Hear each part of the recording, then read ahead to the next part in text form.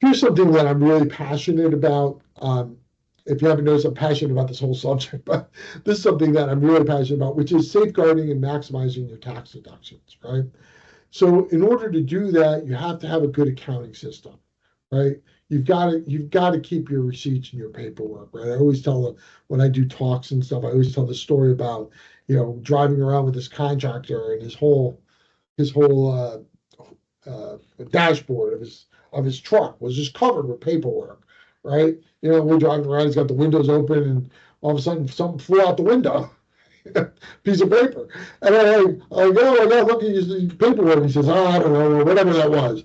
Well, how about if that was a receipt for $1,000 worth of material that he had bought the other day, loaded in his truck, threw the thing on the dashboard, right? Okay. Now he lost the receipt, right? You gotta have a better system than the dashboard of your truck, right?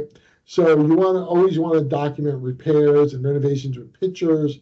You want to send the 1099s to your subcontractors. Anybody you pay more than $600 a year for services, or like repairs, contracting, or services, you want to send a 1099 to. And you don't want to miss any of your administrative expenses, right? I have a whole list that I send people, my clients. Here's the administrative expenses that you should have. Like, you'd be amazed how many real estate agents forget to put their business miles on their expense report.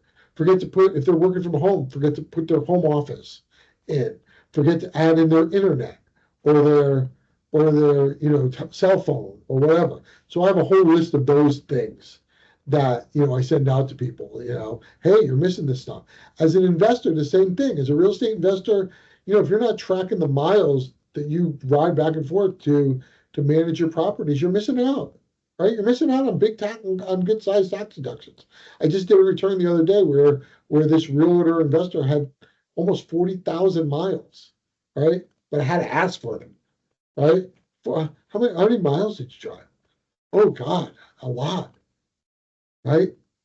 Went back, got a report, 40,000. Nowadays, you got mileage apps. There's all kinds of apps you can put on your phone for tracking miles. There's no reason not to track your miles, right? By the way, $40,000, 65 cents a mile, right? So that's a 20 something, $26,000 deduction, right? Doing the math in my head, right? That they could have missed out on if I hadn't said, hey, where are your miles, right? So don't miss out on your administrative expenses. If you want that list, send me an email. I'll give you my email address afterwards, right?